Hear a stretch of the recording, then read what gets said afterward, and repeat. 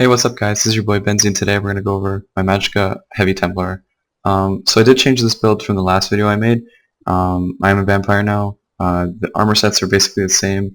The spells are a tad different, but the playstyle is definitely different. So I'm going to let you guys know what's changed, how to use the build in a following video with some PvP combat, and hopefully this will help guide those people who wanted some advice on a heavy armor Magicka Templar build. So without further ado, let's get into the gear. So I think the gear is the same from what I was running before. It's all the same in terms of heavy armor. You got your 5-piece seducer. It is nerned out, so obviously if you don't have nerned heavy armor, you're gonna lack some of that Magicka defense. All of my heavy armor seducer nerned pieces have Magicka enchants on them, and I basically wanted a lot of Magicka to do DPS because I knew I wouldn't be focusing on spell damage, because to focus on spell damage you'd have to dedicate light armor sets like Martial Knowledge, Torix Pact, Adroitness, stuff like that, and I wanted to tank effectively, so I knew I'd have to run heavy armor, and I'd probably have to run a crafted set as well. There are some heavy armor sets you could run, but I really wanted the Nern. I feel like it's part of the build to be tanky, so without an exception to contrary belief about it being too OP. It's part of the build, and it's part of being tanky, especially in open world. So not everything's fair. It's not fair when you get 1v30'd, and you'll be happy when you have Nern then. Okay, so we were running 2-piece Engine Guardian. I think I was running 5-piece Warlock last time. Engine Guardian's a lot more effective, but less reliable.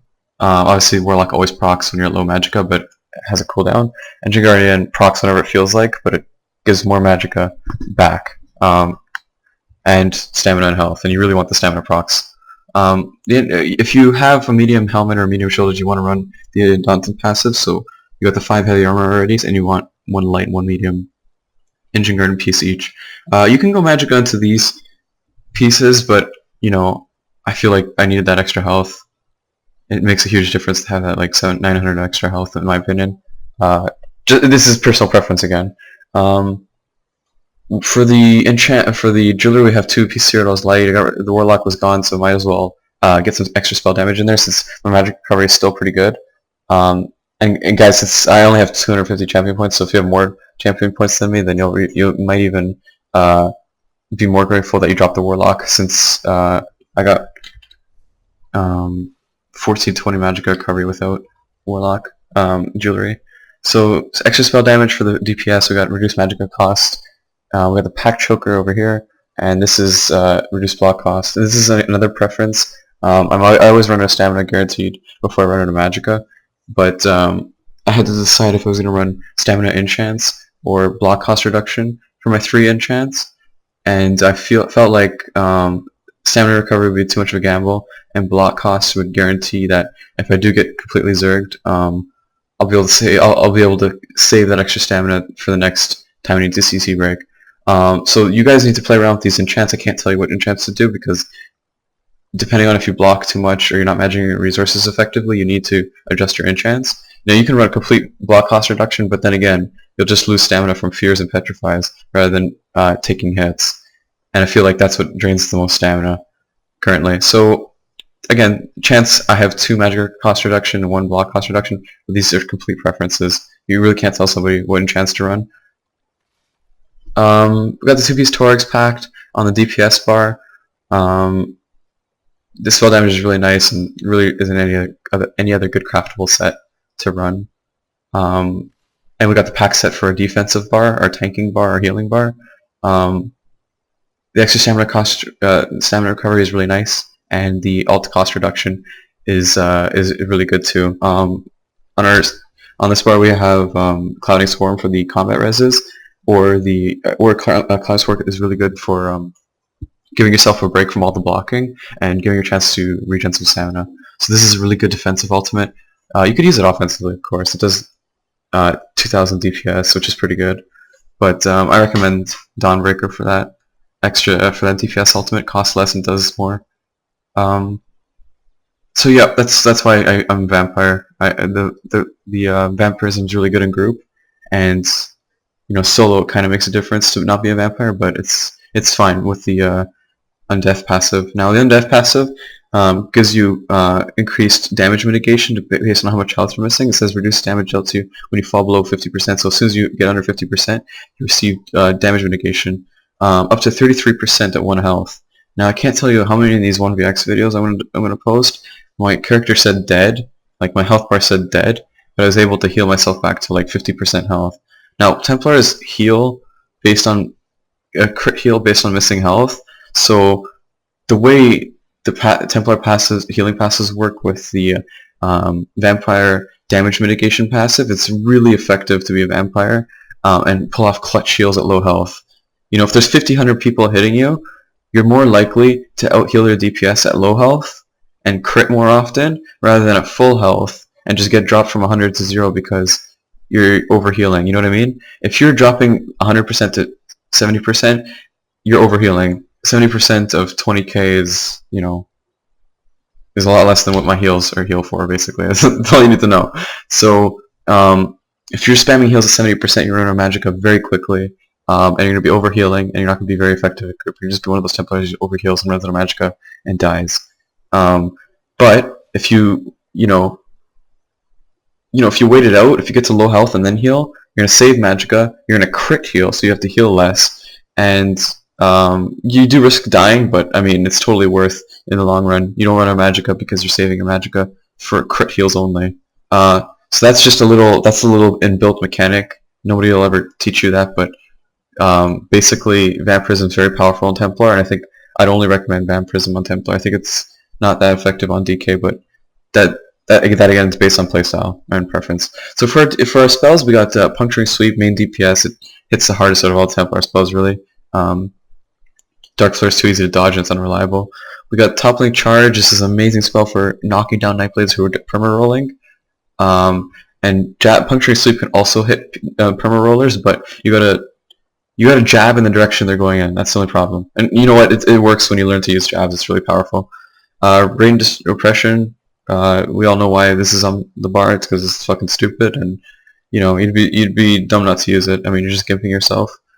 That's not what this build is. When you're totally outnumbered, it's not all about gimping yourself. It's about winning. Solar Barrage. This is the Dark Flare morph. This spell is very, very powerful, guys. I really like this spell. Basically, it's like an Impulse on steroids. So Impulse got nerfed, but this spell didn't. We got 2,712 Magicka damage in a 6-meter radius. This is 2,878 magic damage in a 8-meter radius. So it's a bigger radius. Does more Magicka damage and it empowers itself. So basically, it's like Wrecking Blow AoE. You know what I mean? It hits really hard because it stacks on itself, and when it crits, it scales really, really well, guys. This is a very powerful spell, and I really like the AoE damage. Oh yeah, I was gonna say Dawn's Wrath gives you minor spell damage, 5% spell damage for 20 seconds. So you know, using this before you go in for the DPS is always a good idea because you get the Empower, you get the minor sorcery, and you get the major sorcery obviously because you're going to use structured entropy as well. So that's 3 buffs right there just from 2 spells. It's really powerful. Another tactic would be to empower your Dawnbreaker, and that shit hits really hard. If you empower your Dawnbreaker and hit a vampire, I think I hit a 16k Dawnbreaker on the initial hit. That was no DOT damage. 16k or 15.8k Dawnbreaker yesterday just by empowering it. Entropy Dawnbreaker. Actually, I don't think it was entropy, but I don't know. I'll remember, to be honest. I think it was just empowered. TPS bar, we got Luminous Shards. It drops block. It's like a shitty Petrify in open world. Petrify in open world gives the player a shield, so you'll drop their block for at least a second or two, and then the 50 people that are trying to kill that one guy will DPS their health 100 to 0 before they can CC break or the shield is broken. So there's a short delay for your character to stand back up after the shield on Petrify is broken, and in that short delay, where you aren't able to cast spells because you didn't get the CC break, you can just get dropped from 100 to 0. This doesn't do that. It's like a less broken Petrify, but it disorients, so it still drops block. You could still toppling charge them after you disoriented them, because this is a soft CC and this is a hard CC. So you could drop their block and then toppling charge them onto the floor. That's a good tactic to use. And it does damage. So what I like to do is if I'm turtling, I like to just chuck Luminous Shards and force people to CC break. That'll mean they can't spend if they're stam builds at least, they won't be able to spend that extra stamina that they just wasted CC breaking to DPS me. And if they don't CC break, then they're going to be sitting there for 6 seconds. So this is a really good tanking spell, believe it or not. I prefer this over Blazing Shield just because shields don't have armor and spell resistance. So, I mean, I'm wearing heavy armor and I'm wearing Nerd. Why would I wear a shield? Or why would I equip a Blazing Shield if attacks are and just rip through it as if I was wearing light armor, you know what I mean? I think Blazing Shield's most effective in light armor. I'm wearing heavy armor for a reason. That's to mitigate damage, and Blazing Shield doesn't do that. Or any shield in the game doesn't do that. So, for that reason, it also costs more to use, but it does more damage. So that's a little bit of a trade-off. In my opinion, this is the better spell. You need an Adric Spear on both bars, because Adric Spear does 10% crit damage against blockers, and increases damage by 10% against blockers. And the other passive decreases damage by melee attacks, so Night Blades, for example. So you're going to be blocking on both bars, you want an Adric Spear on both bars. So that being said, you need to have Luminous Shards on this bar as well. Breath of Life, really powerful heal. Repentance is like the best resource management spell in the game. You know, it's obviously better than Battle Roar if you're getting a lot of kills, but it has its uses. It helps you tank so much longer, and it's a really powerful spell. This is what makes Templars the master tank, in my opinion.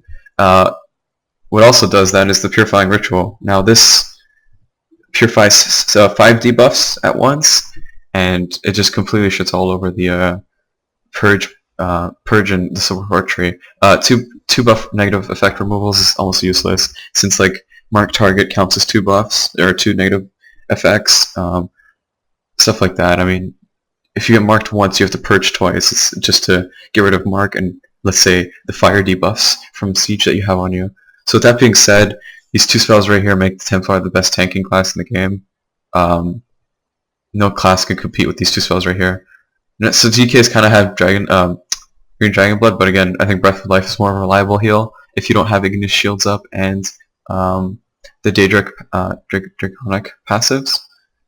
Defensive stance is really good reflect, mitigates damage, and it mitigates stam cost or blocking. So this is a really good spell just for tanking that extra bit of time to get your allies to come. And the reflect is really good. Reflecting meteors turns fights around. If you can reflect a meteor, it means you get to go on the offensive, or you know, they're gonna just end up getting themselves killed. So this turns the fights around and it helps me tank longer. It's a really important spell. So guys, if you have any questions why I picked these spells or anything else on the build, let me know. I've got a lot of people asking what's going on with this build, so I wanted to update the old one and just explain why this build's the strongest and why I'm using it. If you're running group, by the way, you might substitute Channel Focus maybe for Entropy, because you don't really need that extra spell damage. It will make your heals stronger, but to have infinite heals versus stronger heals, it's not much of a difference. With Channeled Focus, you get spam heals and top people's health off, but with Entropy, you'll be able to burst heal better. So it's you gotta shoot. You pick your poison. You want to mash heals, or do you want to strategically pick your heals? That's basically the difference between Entropy and Channel Focus. I might take off Solar Barrage if I really trust the DPS in my group, and I can run Total Dark, or I don't know, something else really. Blazing Shield and Entropy is a good combo. So those are the only alterations I make. I stopped using Proximity Debt. I just didn't like it. It's a good initiating spell, and that's it. I don't like, if I have 20 people hitting me, I don't have time to go behind a tree and do Proximity Debt. It's wasting my time DPSing and stuff like that, and turning the fight around. So guys, if you have any questions, let me know. If you like the build, obviously, like the video. I'm going to be making a video on some gameplay, so you guys understand how this build works. And yeah, if you have any more questions, let me know. For passives though, obviously you want blocking. You want all the good passives basically. These 3 are really nice. Spell Shield works well with Nern. Resistance good against crit builds. These passives are a bit redundant since you're wearing Nern. You want 10 into quick recovery just for that extra healing. Just a little bit into cost reduction since you are wearing heavy. I split these 2 because I want that extra Magicka and stamina recovery. We want a lot of points into tumbling because that drains a lot of stamina, CC breaking. Templar healing passives crit on low health targets, so Blessed is a really good passive to pick up for those crit heals that you're guaranteed to get at low health targets. Up point just for the extra deeps, and downward charge for the extra damage. So that concludes the build, guys. Thanks for watching, and I hope you guys really enjoyed this build.